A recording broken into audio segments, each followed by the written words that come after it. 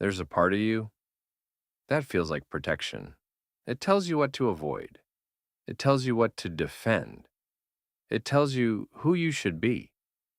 And most of the time, it feels like it's helping you. It feels like it's keeping you safe. But what if that same part is also quietly limiting you?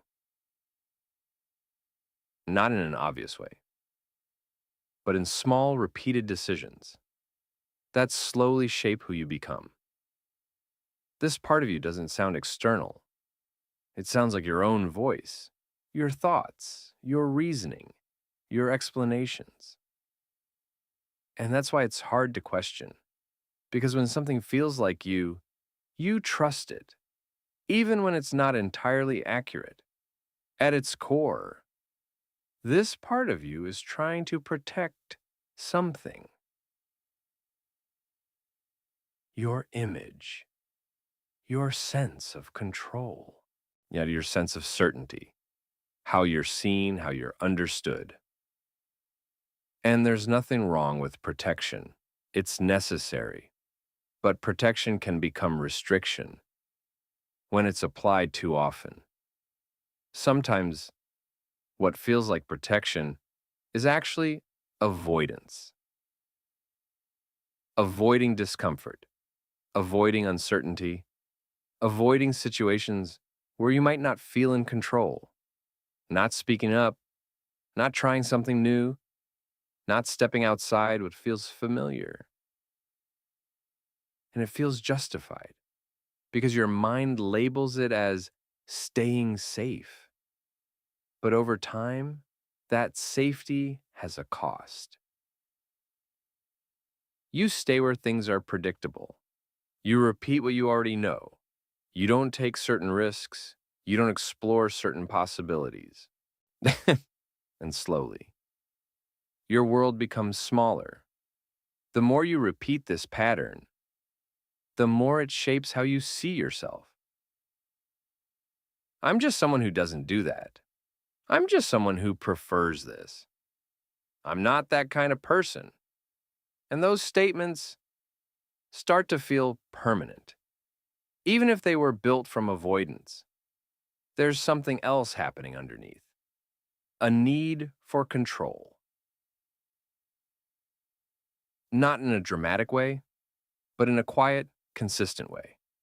Wanting to predict outcomes, wanting to avoid mistakes. And that control feels like stability, but it can also limit growth. Have you ever noticed that feeling of resistance right before doing something unfamiliar? A slight hesitation, a subtle pullback. And that's often this part of you speaking, not loudly, but clearly enough to influence your decision. The reason it's so convincing is because it uses logic. It gives you reasons, explanations, justifications. This isn't the right time. This doesn't make sense.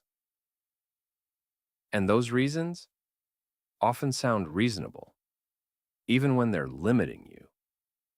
Over time, this becomes automatic. You don't question it anymore. You just follow it. You think something, and you act accordingly. And the pattern continues. But something shifts when you start noticing it, not judging it, just observing it. That thought came up. That hesitation happened.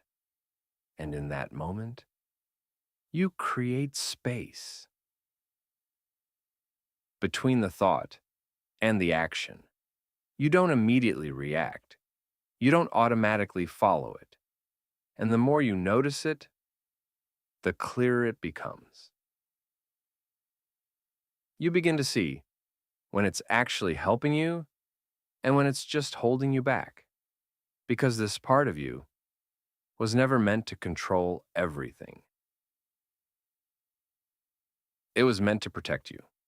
when protection is needed. But not every moment requires protection.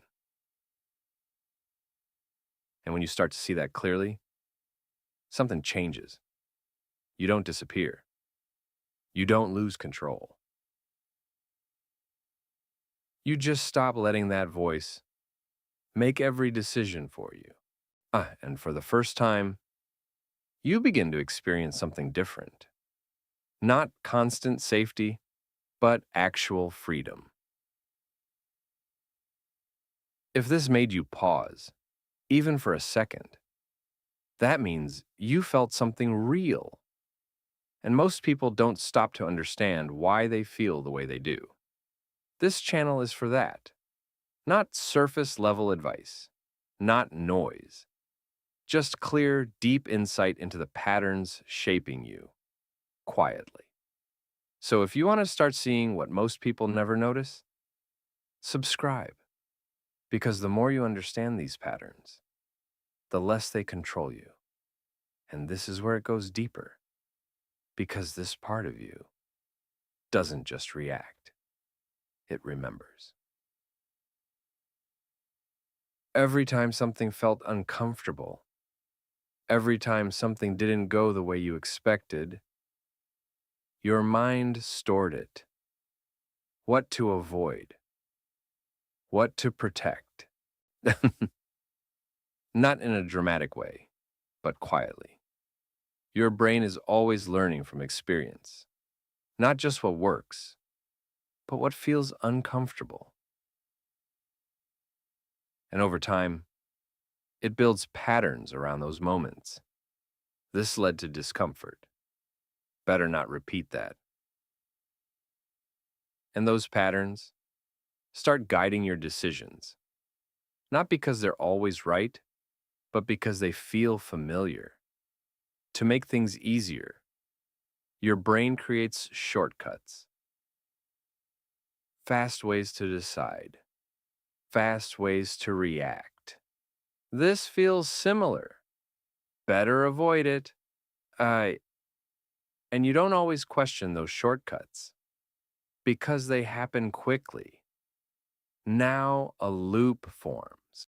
You avoid something, you feel temporary relief, and your brain learns this works.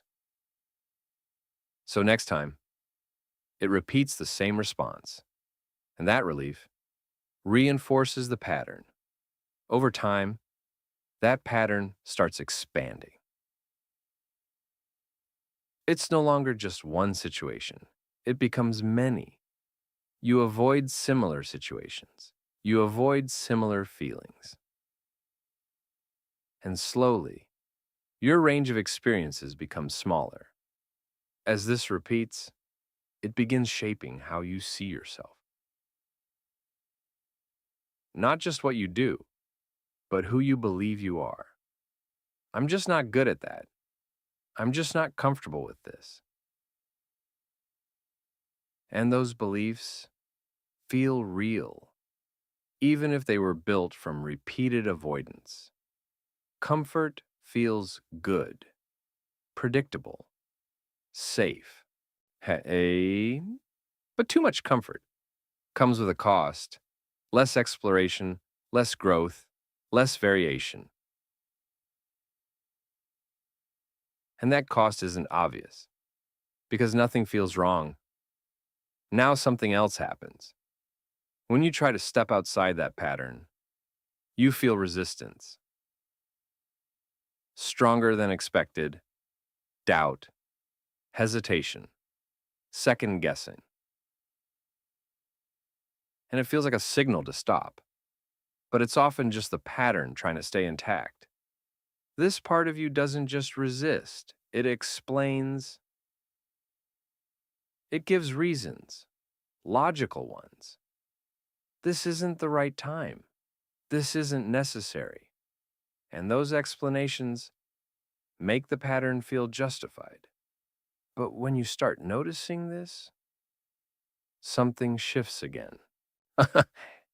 You begin to see the difference between real necessity and automatic avoidance, between thoughtful decisions and repeated patterns. And in that space, you gain something new. Not forced action, not sudden change, just the ability to pause before following the same pattern, because this part of you was never trying to limit you. It was trying to protect you based on what it learned. But what it learned isn't always what you need now. And once you see that clearly, you can begin choose what actually moves you forward. And maybe this was never about fighting that voice, because it wasn't trying to harm you. It was trying to protect you in the only way it knew how. But not everything that feels like protection is actually helping you. Sometimes it's just keeping you where you are, keeping you safe, keeping you certain, keeping you the same.